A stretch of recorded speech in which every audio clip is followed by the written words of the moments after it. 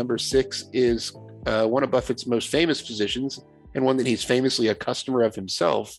And this is Coca-Cola, ticker symbol KO. It's not Marlboro, ladies and gentlemen. Coca-Cola is a really interesting business, right? So yeah, this is like the classic Buffett story, right? This is the stock that he bought and paid. What was the initial investment? I don't have it right in front of me. Matt, do you know it right off your head? It was a pretty low cost basis. I know that. I want to say it was like around $1 billion. Yeah, I think that sounds about right. So made this investment, $1 billion or so. And again, over time, because Coca-Cola has done what Coca-Cola does really well, right? It's grow its brand, grow its presence all around the world. It's that great business at a reasonable price thesis, right? So has always focused on, well, and it's funny, right? Because it's a business that we think about because of Coca-Cola. And obviously that white logo with the red background is, just about everybody on earth would recognize it anywhere. But the thing is that the company owns like hundreds and hundreds of brands that are relevant in the markets and the tastes of the consumers in those markets.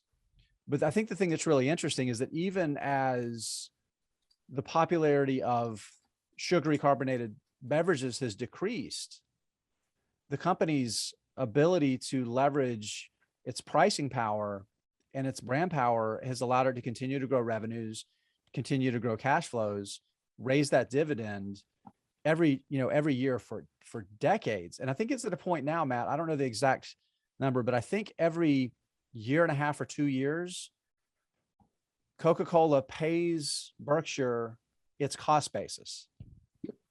It's incredible. It's absolutely incredible. So the cost basis is just over $1 billion. I was right. The stake's currently worth about 19 billion. Let me see if that's correct. It is worth 22.3 billion. So yeah, so given Coca-Cola's dividend yield, that means every 2 years they're paying more than Berkshire's cost basis. So it's not just about the brand power that you talked about. It's also Coca-Cola has, in my opinion, the world's best distribution network of any company. Entirely it. That is entirely it.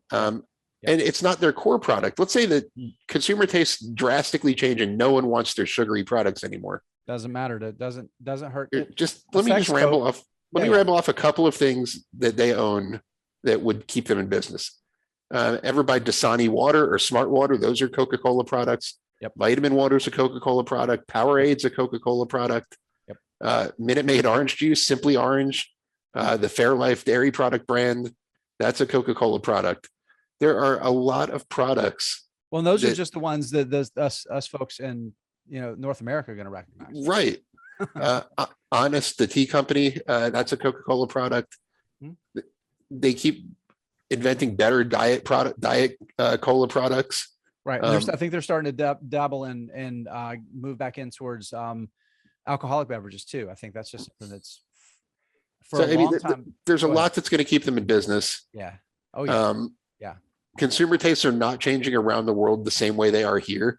Mm-hmm. Classic Coca-Cola products are still very popular. They operate in more than 200 countries.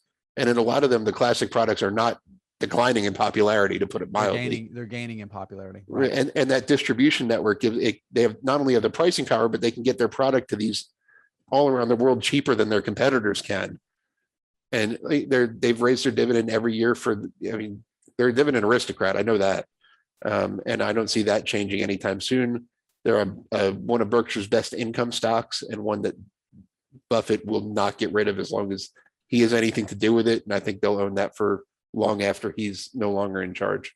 59 straight years. That's one of the best dividend aristocrat. I think that's a dividend king, they call that, when they're over 50 years.